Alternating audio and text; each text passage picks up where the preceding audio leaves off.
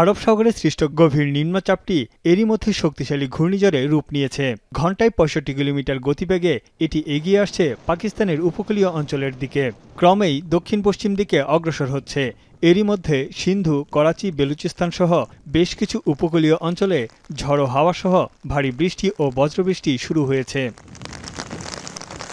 করাচিতে গত একদিনে ১৪৭ মিলিমিটার বৃষ্টিপাত রেকর্ড করা হয়েছে। আগামী রবিবার পর্যন্ত এসব অঞ্চলে ঝোড়ো হাওয়া ও ভারী বৃষ্টি হতে পারে বলে জানিয়েছে পাকিস্তানের আবহাওয়া অফিস। এতে তলিয়ে যেতে পারে নিম্নাঞ্চল। দেশটির বৃহত্তম শহর করাচি ও বেলুচিস্তানে আগামী ১ সেপ্টেম্বর পর্যন্ত জেলে ও নাবিকদের উপকূলের কাছাকাছি নিরাপদে চলাচল করতে বলা হয়েছে। পাশাপাশি পাহাড়ি অঞ্চলে আকস্মিক বন্যা ও ভূমিধসের আশঙ্কায় সতর্কতা জারি করেছে স্থানীয় কর্তৃপক্ষ।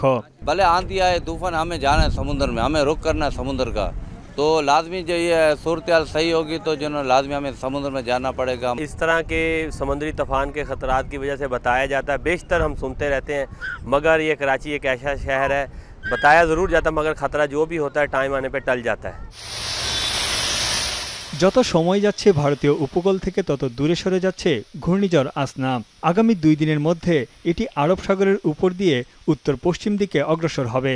এরই মধ্যে বন্যায় বিপর্যস্ত গুজরাটে আরও ২ দিন বৃষ্টির আশঙ্কায় আতঙ্কে আছেন বাসিন্দারা। এদিকে ঘূর্ণিঝড়ের প্রভাবে ভারী বৃষ্টির আশঙ্কায় পাকিস্তান ও ভারতের বেশ কিছু শহরে বন্ধ রাখা হয়েছে শিক্ষা প্রতিষ্ঠান। বন্যার জন্য পূর্ব প্রস্তুতি নিতে বাসিন্দাদের নির্দেশ দেওয়া হয়েছে।